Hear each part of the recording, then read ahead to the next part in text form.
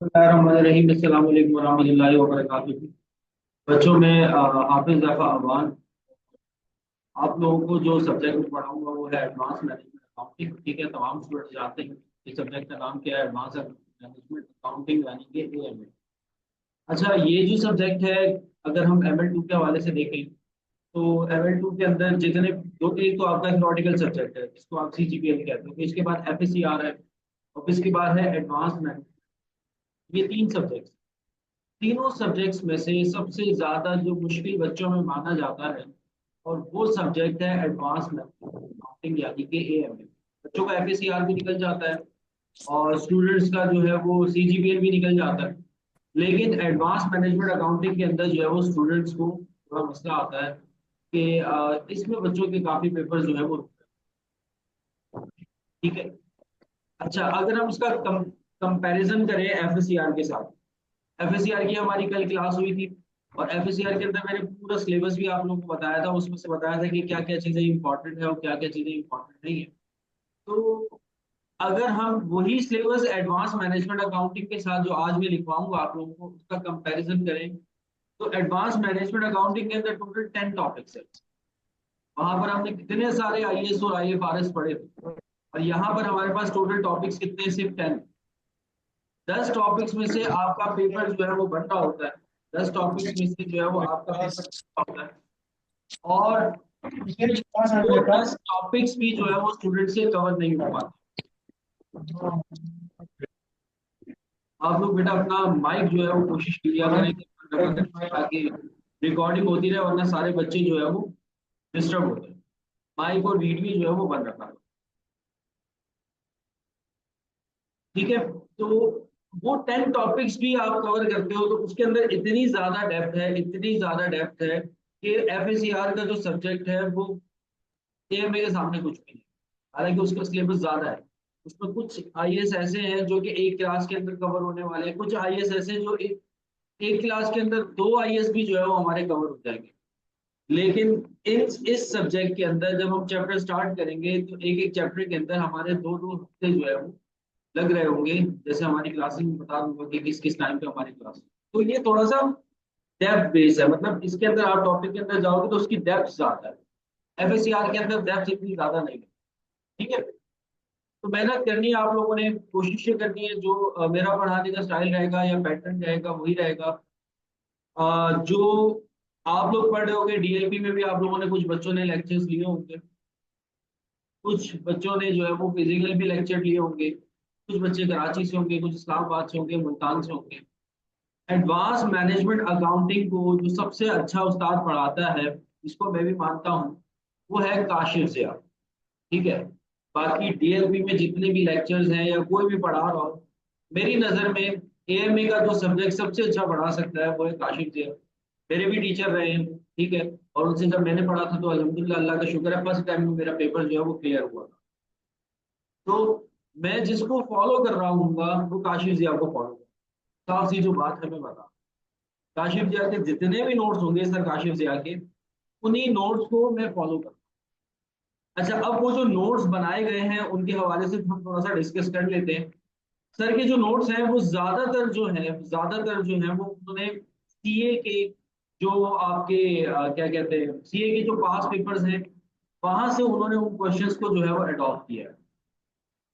तो वो लेवल आप लोगों का अगर यहाँ पर है एएमए का, तो जब आप सीए के वो कर लेते हो तो लेवल आपका यहाँ पर आ जाता है।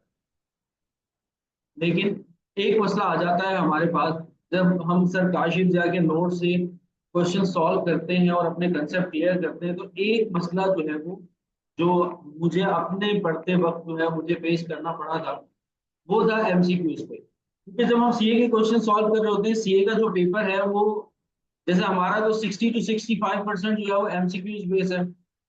सीए में ऐसा पेपर नहीं है। सीए में डिस्क्रिप्टिव ज्यादा है। ठीक है। तो वहां पर और यहाँ पर डिफरेंस ये आ जाता है कि यहाँ पर अगर हम उन नोट्स को फॉलो करते हैं तो कंसेप्ट तो हमारे क्लियर हो जाते हैं, लेकिन हम एमसीक्यूज को जल्दी से ग्रैब नहीं कर पाते। उस एमसीक्यू को अगर जब पेपर में आता है तो उसको जल्दी से पिक नहीं कर पाते। आप लोगों ने भी शायद किसी टाइप वगैरह में देखे हो सर काशिफ जाके नोट्स जितने भी हैं, वो सारे के सारे या तो आईसीएमई के पास पेपर्स के होंगे या फिर उन्होंने सीए से जो है वो टाइप ऑफ के क्वेश्चन। लेकिन हमारा जो पेपर है वो 60 to 65% क्या एमसीक्यू बेस्ड है। तो उन नोट्स को कॉपी करते हुए यानी उन नोट्स को सॉल्व करते हुए साथ साथ हम एमसीक्यू की प्रैक्टिस भी करेंगे। मीन्स के जो चैप्टर हमारा चल रहा होगा, चैप्टर के साथ साथ जो है जैसे ही चैप्टर खत्म हुआ तो हम एमसीक्यू करेंगे एसीसीए से, ठीक है। और इसके अलावा जो है वो सीमा की जो बुक है वो एग्जामिनर की फेवरेट बुक है, उसमें से भी वो काफी एमसीक्यूज पूछ रहा हो। तो अगर ये चीजें आप कर लेते हो, एसीसीए को सीमा को कर लेते हो, गैरिसन में से कुछ पढ़ लेते हो थोड़ा बहुत, तो आपका एएमए जो है वो नेक्स्ट लेवल पे चला जाता है, फिर क्लियर करना मुश्किल नहीं है, फिर आसान हो जाता है। ठीक है। तो ये तो मैंने थोड़ी सी तमीज बात की कि आप लोगों को पढ़ना किस तरीके से। एक तो आपने काशिफ जाके नोट से पढ़ना, अगर मुझसे पढ़ रहे हो तो बहुत अच्छी बात है, मैं तो वहीं से पढ़ा रहा हूँ, ठीक है। एक एक्स्ट्रा एडवांटेज मुझसे पढ़ने का ये हो जाएगा कि मैं साथ में एमसीक्यू की भी आप लोगों को कवरेज करवा। डीएलपी के अंदर सर काशिफ जाके लेक्चर्स नहीं है, वो आपको जो है वो कराची के अंदर जो है वो फिजिकली पढ़ा रहे हो। और दूसरा ये है कि टॉपिक्स हम थोड़ा सा देख लेते हैं, सिलेबस को देख लेते हैं कि क्या क्या टॉपिक्स हैं आपके पास एडवांस मैनेजमेंट अकाउंटिंग के अंदर, और उनकी वर्क देख लेते हैं, ठीक है। कौन सा टॉपिक कितना कितना इंपॉर्टेंट है, किसमें से थियोरेटिकल पार्ट आ रहा होता है, किसमें से जो है वो आपके न्यूमेरिकल बेस्ड क्वेश्चन आ रहे होते हैं। बहुत ही ज्यादा इंटरेस्टिंग टॉपिक है, इंटरेस्टिंग सब्जेक्ट है, मेरा फेवरेट सब्जेक्ट है एडवांस मैनेजमेंट।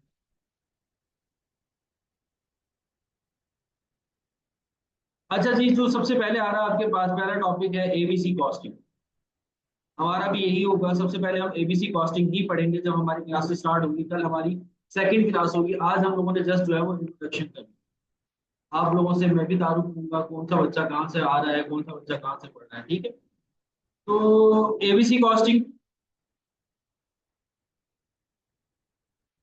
यानी कि activity based costing.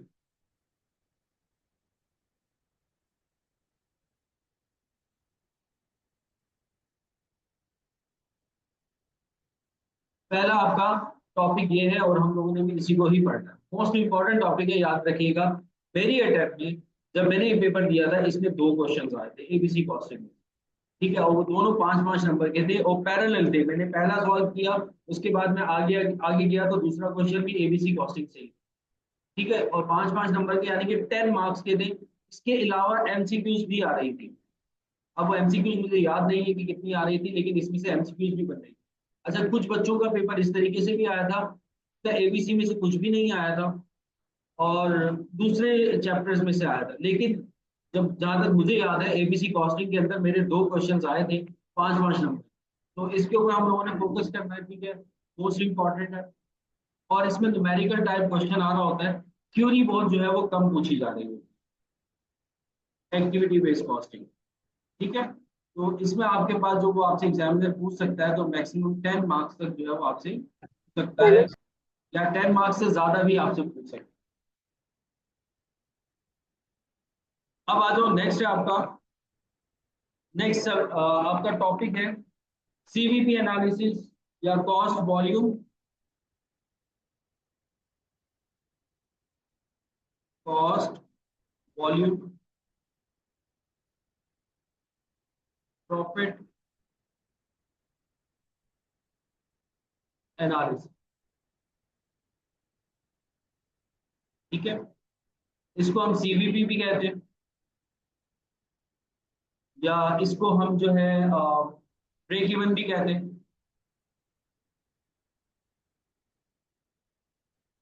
Break even analysis.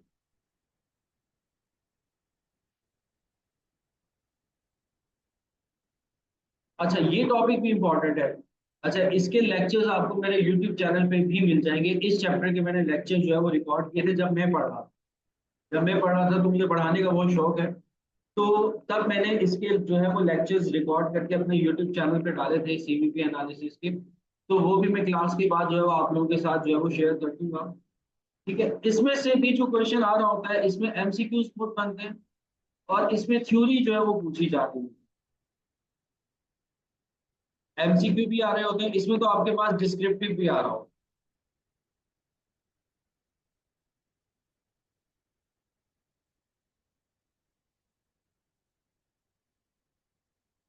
ये जो है डिस्क्रिप्टिव आपसे पूछ रहा होता है, इसमें एमसीक्यूज आ रहे होते हैं। ये भी आपका जो पेपर कवर कर सकता है 10 मार्क्स का कर सकता है, और बहुत अच्छा टॉपिक। मैंने कुछ डीएलपी में भी लेक्चर लिए थे जब मैं पढ़ रहा था, और मैंने काशी रियाज साहब से भी पढ़े थे।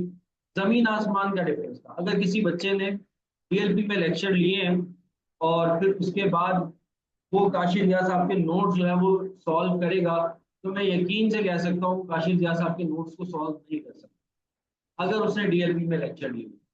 मतलब वो जिस लेवल के उन्होंने नोट्स बनाए हैं हम भी उसी से पढ़ेंगे, लेकिन मतलब एंड कर दिया उन्होंने क्वेश्चंस को। जब हम क्वेश्चंस करेंगे आपको नजर आएगा कि कितने अच्छे अच्छे मजेदार क्वेश्चन है, क्या क्या लॉजिक्स हैं उसके अंदर, क्या क्या चीजें जो है वो डिस्कस करते हैं।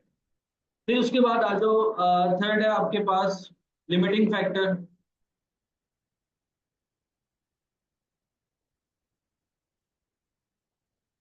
अच्छा, इसमें जितने भी चैप्टर्स हैं ना, सब में से कुछ ना कुछ एग्जामिनर पूछ रहा होता है। बस एक दो टॉपिक है आपके बैक फ्लैश वगैरह हो गया, इसमें से थ्योरी जो है वो पूछ रहा होता है। बाकी जितने भी चैप्टर्स हैं उसमें 10 नंबर का, 8 नंबर का, 12 नंबर का क्वेश्चन जो है वो एग्जामिनर पूछ रहा होता है। कि 5 नंबर का उसने डिस्क्रिप्टिव से पूछ लिया, 4 नंबर की उसने एमसीक्यू पूछ ली, 2 नंबर की उसने एमसीक्यू पूछ ली, इस तरीके से वो आपसे पूछ रहा होता है। ठीक है, तो लिमिटिंग फैक्टर आपका हो गया, थर्ड चैप्टर है आपके पास। ये भी इंपॉर्टेंट टॉपिक है, वही बात हो गई, इसमें भी आपसे वो 10 मार्क्स के पूछ रहा होता है। फोर्थ पे आ जाओ आपके पास, फोर्थ में है आपके पास थ्रूपुट अकाउंट।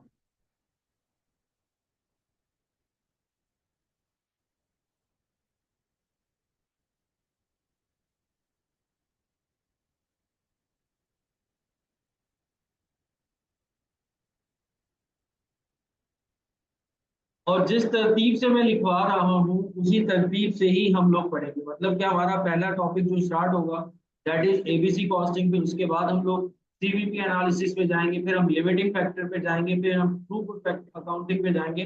मतलब इसी सीक्वेंस से हम लोग चल रहे हैं। लिमिटिंग फैक्टर और थ्रूपुट अकाउंटिंग में ज्यादातर वो जो क्वेश्चन एग्जामिनर पूछ रहा होता है वो लिमिटिंग फैक्टर से पूछ रहा होता है। दोनों चैप्टर एक दूसरे से बहुत ज्यादा लिंक करते हैं। तो ज्यादातर जो एग्जामिनर पूछता है, आप लोगों से टेस्ट करता है, वो लिमिटिंग फैक्टर से पूछ रहा होता है। फिर उसके बाद आ जाओ बजटिंग फोरकास्टिंग।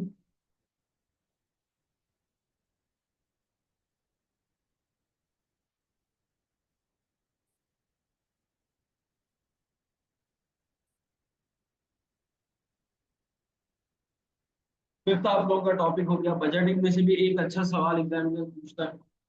फिर उसके बाद सिक्स में आपके पास टॉपिक आ जाता है वर्किंग कैपिटल मैनेजमेंट। अच्छा, बजटिंग में से वो थ्योरी आपसे पूछता है, थ्योरी के भी क्वेश्चंस वो आपसे पूछ रहा होता है। अच्छा, जिस जिसमें से वो आपसे थ्योरी पूछ रहा होता है मैं साथ साथ बता दूंगा। जैसे कि ब्रेक इवन एनालिसिस से भी वो आपसे थ्योरी पूछता है, बजटिंग से भी जो है वो आपसे थ्योरी पूछता है। अच्छा, मजे की बात, मैं आप लोगों को एक बात बताऊं, कितने बच्चे ऐसे हैं, मुझे एक बात बताओ, कितने बच्चे ऐसे हैं, सारे जाग रहे हैं, सो तो नहीं रहे कोई, जिनको थ्योरी याद करने में मुश्किल होती है, जिनको थ्योरी याद करने में मुश्किल होती है।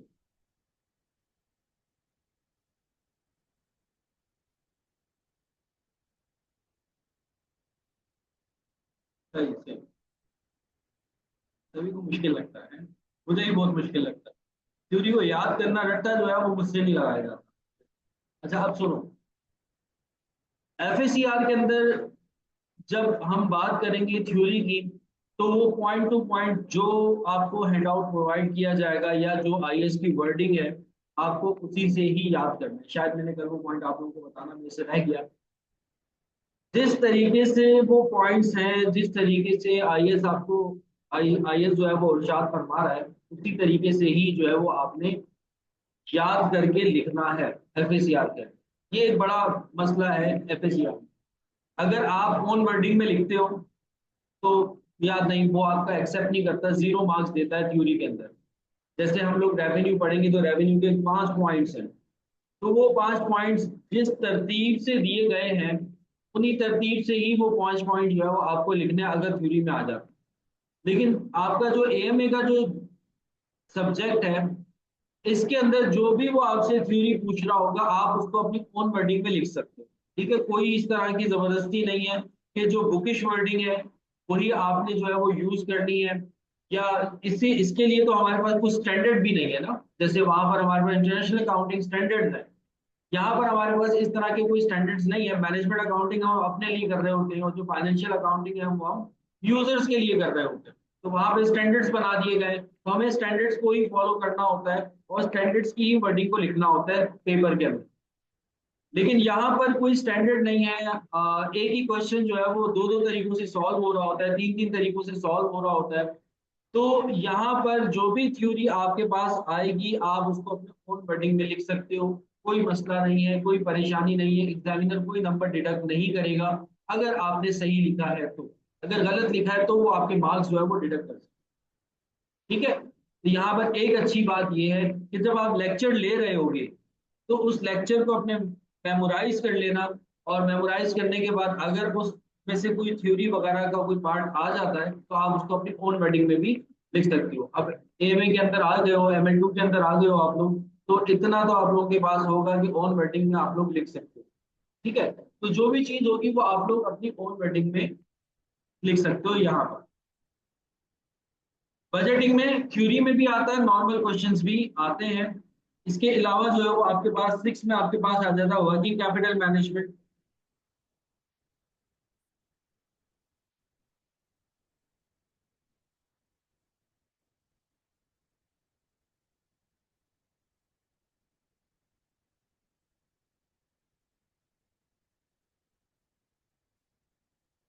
इसमें से भी थ्योरी आ रही होती है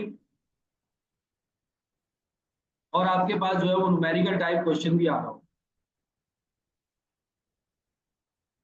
इसमें से भी न्यूमेरिकल टाइप क्वेश्चन आ रहा हो।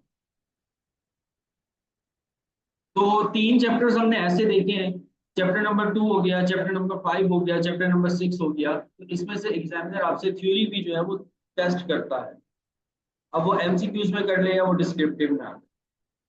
7 पॉइंट हमारे पास जो 7 टॉपिक है हमारा वो है standard costing and variance analysis.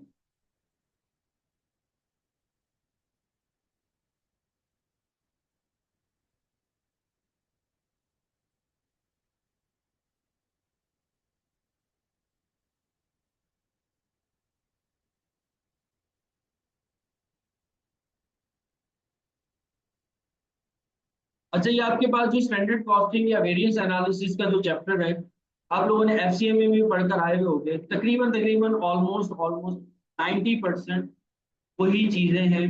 बस 10% जो है वो कुछ इसने अपने पास एडिशन की है, जैसे कि सेल्स के वेरिएंसेस वगैरह हो गए, बस वो उन्होंने कुछ वेरिएंसेस ऐड किए। बाकी जो एफसीएमए के अंदर हमारा जो पूरा सिलेबस है जो आप लोगों ने पढ़ा है वही same to same as it is जो है वो यहाँ पर। इसमें से एमसीक्यूज जो है वो आपके स्टैंडर्ड कॉस्टिंग में से बहुत ज्यादा बने, तो आपने भी देखा होगा छोटा सा एक क्वेश्चन होता है, आप लोगों ने पढ़ा होगा, काफी बच्चों ने पढ़ा होगा, स्टैंडर्ड कॉस्टिंग एंड वेरिएंस जो आपके ML1 से जो आप लोग आ रहे हो और आप लोगों ने एफसी में पढ़ा होगा तो ये चैप्टर आप लोगों ने पढ़ा होगा। वहां पर भी क्या होता था कि एमसीक्यूज आते थे, इसमें से डिस्क्रिप्टिव बहुत कम बनते थे। यहाँ पर भी होगा कि इसके एमसीक्यूज जो है वो आप लोगों के आ रहे हैं। ठीक है, और ये भी इंपॉर्टेंट है, 7 8 नंबर का 2 नंबर का इसमें से सवाल आ जाए।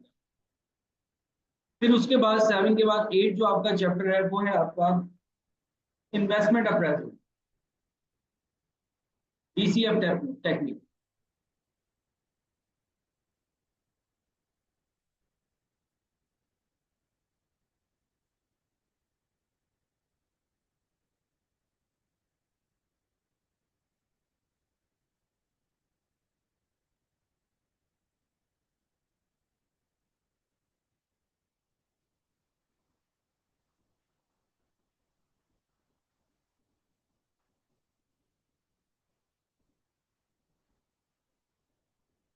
ठीक है, इन्वेस्टमेंट अप्रेजल हो गया, या आपके पास GCF टेक्निक।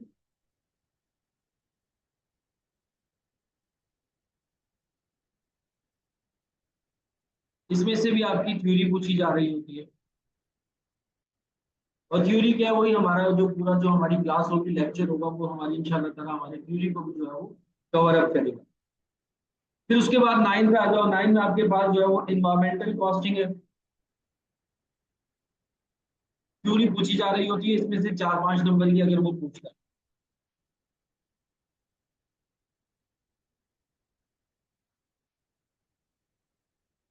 गवर्नमेंट की कॉस्टिंग, और लास्ट है आपके पास टैक्स फ्लैश। इसमें से भी अगर पूछता है तो वैसे वो बहुत कम पूछता है, ये जो आखिरी के दो टॉपिक्स हैं इनमें से बहुत कम पूछा जा रहा हो। तो वो पूछता है तो हार्डली बैक फ्लैश हो गया, 2-3 नंबर का सवाल इसमें से पूछ लेगा अगर पूछेगा। और इन्वायरमेंटल कॉस्टिंग जो आपकी इन्वायरमेंट कॉस्टिंग है, ये तो पूरी की पूरी आपकी थ्योरी बेस है। इसमें से जो है वो आपसे वो थ्योरी पूछ रहा होता है इससे।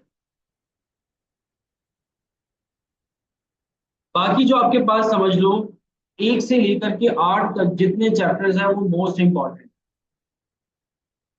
अब ये नहीं है कि कुछ ऐसे भी पेपर्स देखे हैं जब मैंने स्टूडेंट से बात की, तो उनमें से उसने क्या किया कि लिमिटिंग फैक्टर नहीं पूछा।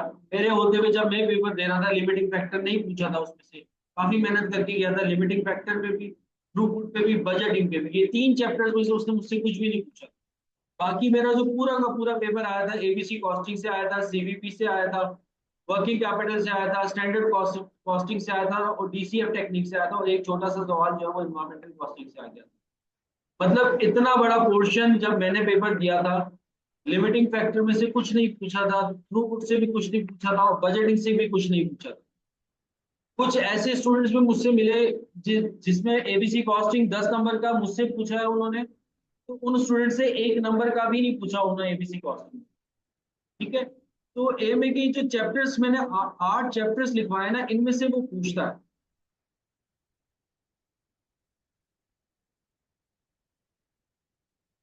जी, बैक फ्लैश अकाउंट। तो ये 8 के 8 चैप्टर्स आप लोगों को करने हैं। ठीक है, एबीसी से लेकर के डीसीएफ टैग यानी कि इन्वेस्टमेंट अप्रेजल, ये 8 के 8 चैप्टर्स आप लोगों को करने हैं। एग्जामिनर कहीं से भी टेस्ट करेगा, और जितना हो सकता है वो डीप में जाकर के टेस्ट करेगा। तो बेस्ट देखो, ये तो मैंने आज की जो क्लास रखी थी वो आप लोग की गाइडेंस के लिए रखी थी। ठीक है, कल से जो है वो हमारी बाकायदा तौर पे क्लास स्टार्ट हो जाएगी एबीसी कॉस्टिंग की। अगर कोई बच्चा लेट सपोज अगर कोई बच्चा यहाँ पर लाइव क्लासेस नहीं लेता, या जो बाद में जाकर मेरे यूट्यूब चैनल पे देख लेता है, और उसको गाइडलाइन चाहिए कि सर उसको किस तरीके से पढ़ना है, देखो बेटा, कुछ भी हो जाए काशिफ जिया साहब के नोट्स को लाजमी सॉल्व कर। जो काशिफ जिया साहब के हैंडआउट्स हैं उनको लाजमी सॉल्व करना। ठीक है। और जितने भी हैंडआउट मैं करवा रहा हूँ आप लोगों को, मैं काशिफ जिया से ही करवा रहा हूँ। इसके अलावा अब जो काशिफ जिया साहब के जो नोट्स हैं, या जो उनके हैंडआउट्स हैं, उसके अंदर मैंने आपको बताया ना कि जब मैं पढ़ रहा था जो मुझे सबसे ज्यादा डिफिकल्टी फेस करना पड़ी थी, दैट इज कि मेरी एमसीक्यू सॉल्व करने में मुझे प्रॉब्लम। ये अगर आप नोट्स इनके हैंडआउट सॉल्व कर लेते हो, कंसेप्ट आप लोगों के बन जाते हैं, क्लियर हो जाते हैं कंसेप्ट। फिर उसके बाद जो है वो आप लोग सीमा कर लो। सीमा P1 है आपके पास। उसके बाद जो है वो एसीसीए है। एसीसीए मेरे मेरे ख्याल में आप लोगों के पास जो है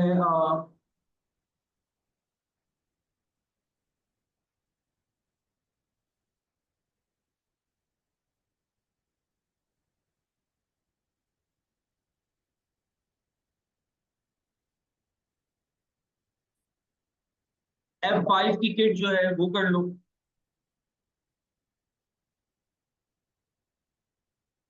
उसको सॉल्व कर लो। और गैरिजन से कर लो।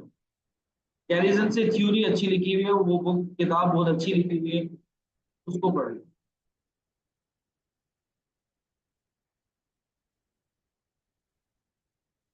सीमा P1 हो गया। ठीक है, ये किट है, इसको लाजमी कर लो। एसीसी की जो F5 की किट है इसको कर लो। आई थिंक ये दो भी कर लोगे तो इनफ है। और अगर किसी को बहुत अच्छा पढ़ना हो, P2 से भी कर लेना, क्या पता, हाँ कुछ टॉपिक ऐसे जो P1 में होंगे, उसमें आपके P1 में नहीं होंगे, तो वो P2 से कर लेना आप। ठीक है।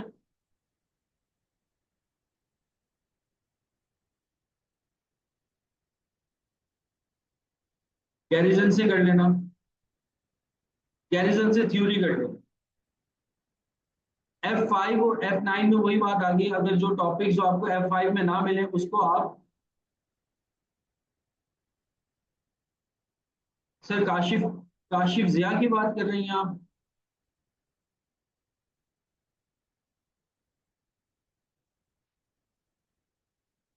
नहीं सर, काशिफ ने नहीं कवर कर पाई ये सारी चीजें।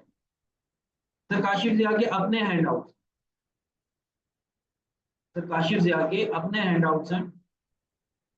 ना उन्होंने P1 को इतना कुछ खास देखा है, ना जो है वो ACC को खास खास देखा है। ज्यादातर मैं आपको बता दूं उस हैंडआउट के अंदर, मैं भी आप लोगों के साथ जो है वो शेयर करता रहूंगा। जैसे एबीसी कॉस्टिंग कल हम लोगों ने स्टार्ट करना है, तो मैं कल आप लोगों को एबीसी का हैंडआउट जो है वो शेयर कर दूं। तो ज्यादातर जो उन्होंने फोकस किया है, आईसीएमए के जो पास पेपर्स के क्वेश्चंस हैं उनको फोकस किया है, और साथ साथ उन्होंने सीए के पास पेपर्स के क्वेश्चंस को जो है वो फोकस किया। लेकिन वो क्वेश्चन इस तरतीब से बनाए गए हैं, इस तरतीब से किए हैं कि अगर आप उन क्वेश्चंस को कर लेते हो, वैसे तो नॉर्मली अगर कोई बच्चा खुद से करने की कोशिश करेगा तो मुश्किल हो जाएगा उसके लिए, ऐसी बात है सॉल्व करना। क्वेश्चन आसान नहीं है, मुश्किल क्वेश्चन है, लेकिन उनको कर कर आपका कंसेप्ट काफी हद तक जो है वो क्लियर हो जाता है उस टॉपिक से रिलेटेड। और वो ड्राइव में भी आई थिंक पढ़े हुए काशिफ जाके, मैं भी इस ग्रुप के अंदर जो है वो शेयर करता रहूंगा चैप्टर। जैसे ही हमारा कल जैसे एबीसी कॉस्टिंग स्टार्ट होगा, तो एबीसी कॉस्टिंग के मैं नोट्स जो है वो इंशाल्लाह ताला आप लोगों को कल ही जो है वो प्रोवाइड कर दूंगा। बल्कि मैंने यहाँ पर भी एबीसी कॉस्टिंग के तो नहीं, ब्रेक इवन के बनाए हुए, एबीसी कॉस्टिंग के नहीं बनाए हुए। कल तक मिल जाएंगे, कल हम लोग स्टार्ट करेंगे तो उसमें मिल जाएंगे। जी बेटा बिल्कुल, क्या काशिफ जिया के ही हैंड आउट जो है वो मैं डिस्कस करूँ। उसके बाद एक्स्ट्रा जो हम करेंगे वो जो मैंने बुक्स लिखी है वहां से एमसीक्यूज करूंगा। काशिफ जिया साहब के हैंड आउट के अंदर एमसीक्यू नहीं।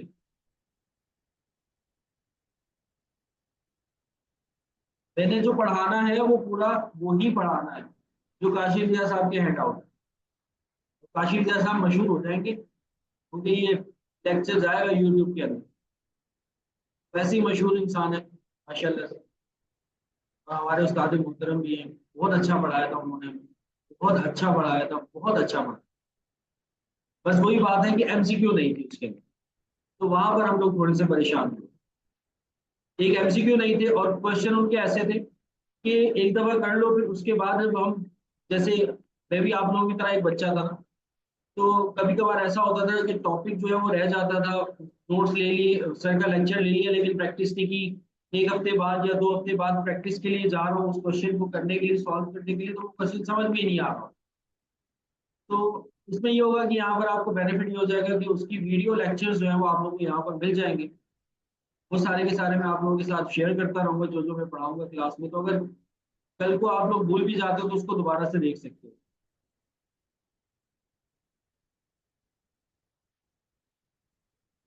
नहीं करते, नहीं करते। अगर आप लोग जितनी मर्जी रिक्वेस्ट कर लो, जितनी मर्जी रिक्वेस्ट कर लो, अगर फैकल्टी उस टाइम पढ़ा रही है उस टाइम चेंज नहीं करते। हाँ ये हो जाता है कि नेक्स्ट सेशन के लिए जो है वो फैकल्टी को नहीं रखा जाता, उस टाइम चेंज नहीं करते। बेहतर ये होगा कि अगर इस तरह की कोई हरकत करने जा रहे होगे तो मत करना, उस टाइम मैनेजमेंट चेंज नहीं करेगी। और दूसरा में वो टीचर जब आप लोगों को क्लास में पढ़ा रहा होगा, तो वहां पर जो है वो आपका थोड़ा सा कॉन्फ्लिक्ट रहेगा टीचर के साथ पूरी पूरे सेशन के अंदर। तो बेहतर ये है कि उनकी कंप्लेन ना करो तो अच्छा है, जो भी टीचर आप लोगों को पढ़ा, नाम मत लीजिएगा यहाँ पर। अच्छा जी, अब आज आगे आ जाओ और थोड़ी चीजें देख लेते हैं कि सर पेपर क्लास की टाइमिंग्स क्या होंगी, कौन कौन स्टूडेंट जो है वो यहाँ पर लाइव क्लास लेने जा रहे हैं एएमए की।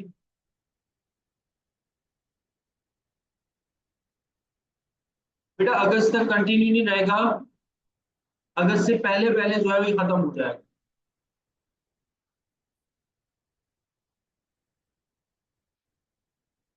और दूसरा ये कि काशिफ साहब के पास इतना कोई टाइम भी नहीं होता, तो वो अपनी मर्जी से ही टाइम दे रहे होते हैं।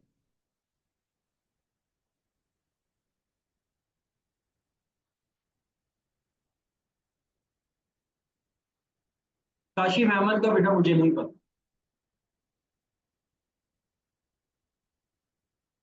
काशिफ अहमद का नहीं पता मुझे, काशिफ जिया साहब का पता, तो वो मैंने बता दिया कि अच्छे टीचर है।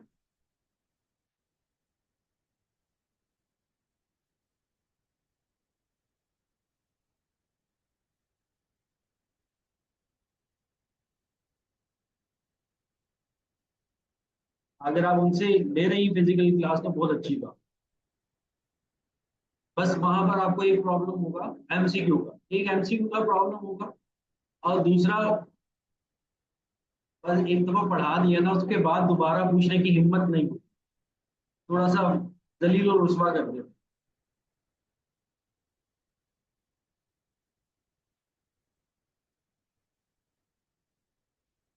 इकरा आपसे मुखातिब।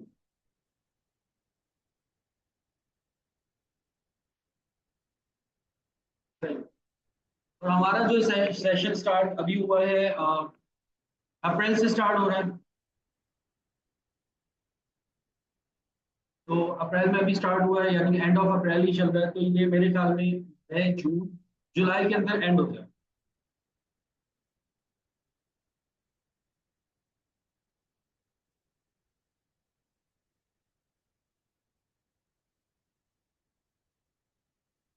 हर टीचर ने बेटा डिफरेंट डिफरेंट चीजें कवर करवाई है, मुझे नहीं पता किसने कितना। जैसे कि मैं कुछ चैप्टर्स पढ़ाऊंगा, मैं सीमा से पढ़ा रहा हूँ, कुछ चैप्टर इसी सीए से पढ़ा रहा हूँ, क्वेश्चंस काशी जिया साहब की करवा रहा हूँ, तो मिक्स एक जो है वो फ्लेवर आपको मिलेगा।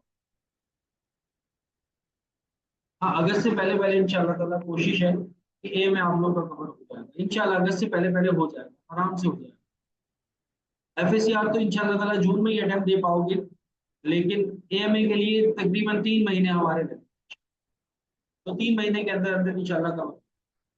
अब आ जाओ टाइमिंग के ऊपर, मतलब की बातों के ऊपर, बाकी की जो चीजें रह गई हैं, ये मैंने आप लोगों को टॉपिक थोड़े से बता दिए। कल से हमारी इंशाल्लाह ताला एबीसी कॉस्टिंग की जो है वो स्टार्ट हो जाएगी बेटा। जो आप लोगों की टाइमिंग रहेगी वो मंडे टू वेडनेसडे तक रहेगी, यानी कि 3 क्लासेस होंगी वीक में, जैसे एफएससीआर की हो रही। हाँ, अगर अगर अगर मुझे जरूरत पड़ी तो मैं आप लोगों की क्लासेस 4 दिन भी कर सकता हूँ, लेकिन तो 3 दिन इनफ है। ठीक है, और वो टाइमिंग वही रहेगी आप लोगों की, जैसे एफएससीआर की थी 8:30 पे आप लोगों की एफएससीआर स्टार्ट हो रही है, तो वो आप लास्ट के 3 डेज में स्टार्ट हो रही है। ये आपके वीक के स्टार्ट के जो 3 डेज होंगे उसमें आपकी स्टार्ट हो। ठीक है, मंडे टू वेडनेसडे। अच्छा, उसके बाद जो हम लोगों ने फीस का डिसाइड किया था, जो मेरी टीम है उसने मिलकर हम लोगों ने डिसाइड किया था कि एएमए की फीस क्या होनी चाहिए। तो काफी लोगों ने सजेशन दी थी कि सर एएमए की फीस एफएससीआर से जो है वो ज्यादा होनी चाहिए, लेकिन मैंने कहा कि नहीं, जो एफएससीआर की ही फीस है, जो मैंने आप लोगों को बताया था 2000, वही हम एएमए की रखेंगे। ठीक है, तो अगर कोई बच्चा एफएससीआर पढ़ना चाह रहा है तो उसको लमसम 2000 पे करना होगा, और अगर किसी को एएमए पढ़ना है उसको लमसम जो है वो 2000 जो है वो जस्ट पे करना होगा। तो एक नॉमिनल सी फीस हमने रखी है। इतना तो मेरे ख्याल में आप लोग अगर फिजिकल क्लासेस के लिए कहीं जाते हो तो इससे ज्यादा ट्रांसपोर्टेशन हो जाता है। तो ये हम लोगों ने फीस आप लोगों की डिसाइड की है कि जो बच्चा पढ़ेगा उसकी ये फीस होगी। ठीक है, और क्या क्या क्या पढ़ेंगे, किस तरीके से पढ़ेंगे, सारी चीजें मैंने आप लोगों को बता दी हैं।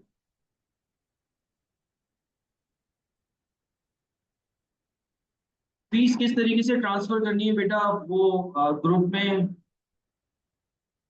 वो है, मिस, क्या नाम, miss Malaika. Miss Malaika administrator है, ग्रुप की एडमिन तो नहीं है, लेकिन वो आपको प्रॉपर तरीके से गाइड कर देगी। अभी तो फिलहाल क्लासेस चल रही है, मजे करो, क्लासेस लो, अभी कोई फीस जमा नहीं करवानी है। जब 4-5 क्लासेस हो जाएंगी तो हम लोग खुद ही आप लोगों को फीस का कह देंगे, तो आप लोगों ने जमा। एफएससीआर और एएमए दोनों का खुदा का खौफ कर दो बेटा, दोनों के 2000 नहीं है, एक सब्जेक्ट के 2000। ठीक है, यानी कि अगर दोनों पढ़ रहे होंगे तो आपको 4000 पे करना।